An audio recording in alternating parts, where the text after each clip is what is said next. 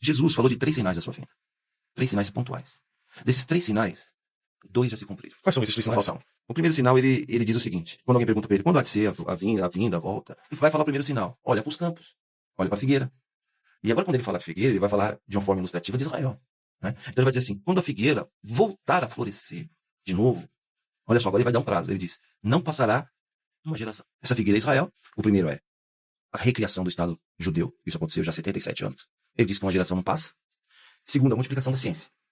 E o terceiro sinal, que é o único que está faltando, não aconteceu, e ele precisa acontecer, porque é parte fundamental da profecia, é o reaparecimento do templo. Chamado em língua hebraica de Beit HaMikdash. Não seria a construção do terceiro templo? Reaparecimento do templo. O que impede hoje os judeus de construir o terceiro templo? Visto que se você for lá em Jerusalém, você vai ver lá, a menorá já está pronta. Já tem todos os utensílios prontos. Por que precisa do templo e por que os judeus ainda não construíram esse templo? É simples. Porque no lugar, você não pode fazer esse templo em qualquer lugar. Está escrito isso, que o templo só pode ser construído em um lugar, único lugar, em nenhum outro. Não existe a hipótese de substituição. E esse lugar é Jerusalém. Por que então que os judeus não constroem esse templo? Se eles controlam Jerusalém desde 67. Não pode construir, porque no lugar do templo, hoje tem a terceira mais importante mesquita do islamismo, chamada de Al-Aqsa, o Domo da Rocha. Aquela mesquita tem que sair dali.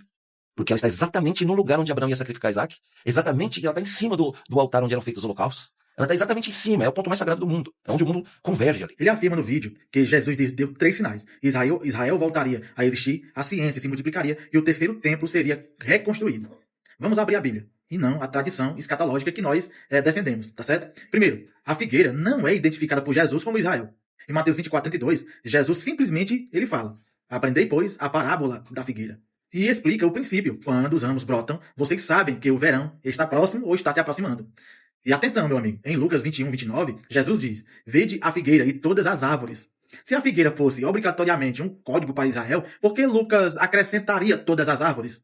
Isso não faz sentido. O texto não diz quando Israel voltar a existir. Essa identificação precisa ser colocada no texto de fora para dentro. Segundo, a ciência se multiplicará.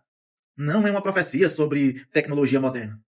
Não, observe. Daniel 12:4 diz que muitos correriam de um lado para o outro e o conhecimento aumentaria. Mas leia o contexto para você poder compreender o que Daniel estava dizendo. Daniel está tratando da própria revelação profética e do tempo do fim. O versículo não diz a tecnologia aumentará, a ciência moderna avançará, ou a internet será criada.